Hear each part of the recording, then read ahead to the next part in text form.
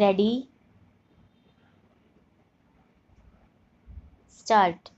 Madam Deputy Chairman, I rise to support the bill which has been moved by the Honorable Minister of State in the Ministry of Home Affairs.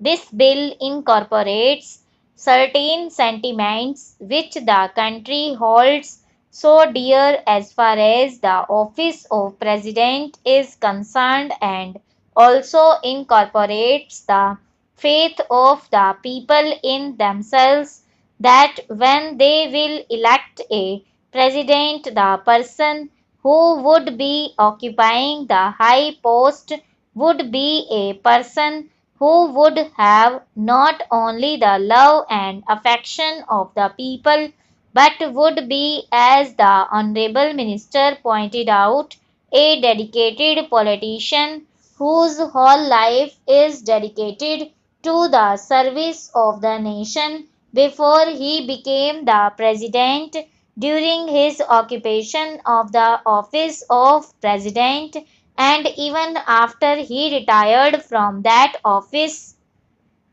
it is this confidence of the people in themselves and the high love and affection which they hold for this office which have resulted in this particular bill being considered by the House at the present moment.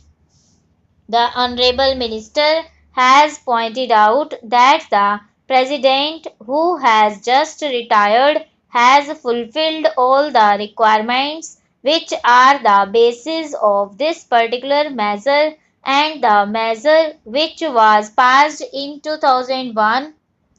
I wish that he had mentioned the last Governor General also, to whom both the measures apply.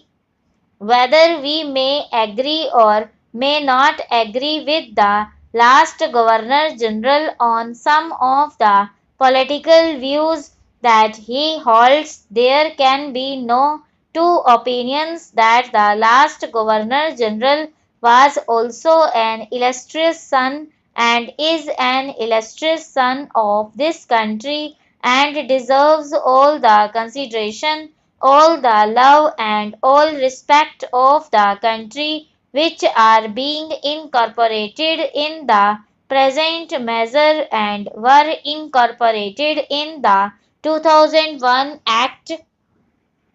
While therefore fully supporting the measure which is now before the House, I would like certain clarifications regarding the rules that are going to be made for giving effect to the provisions which have been incorporated in the present bill. In the statement of objects and reasons, we are told that a person holding the high office of president has, even after retirement, many public calls on him, and it is therefore considered desirable to provide him with secretarial staff. It is further stated that the bill provides for a staff which may be engaged for the president. Staff might be appointed for him and office space might be provided for him. It is because of this that certain misgivings have arisen in the minds of some of the members, and they want it to be made perfectly clear that the staff will be appointed not only for the ex-president but will be appointed by the ex-president, and it will be his wishes and his desires that will be taken into account when a particular person is being appointed. Also, regarding the office which is engaged for him, his wishes should be taken into account so that he knows what would be a convenient place for him and he may try to get that place. Another reason for insisting on what I consider to be an important detail is that if the government appoints the staff for the ex-president, then automatically they become government servants because they have been appointed by the government. It may be that in the rules a clarification might be attempted whereby they may be exempted from some of the service conduct rules which are applicable to normal government servants. But even there, it will be much better that this should not be left in any doubt that these persons that are appointed to assist the ex-president in his secretarial task are appointed by the ex-president himself.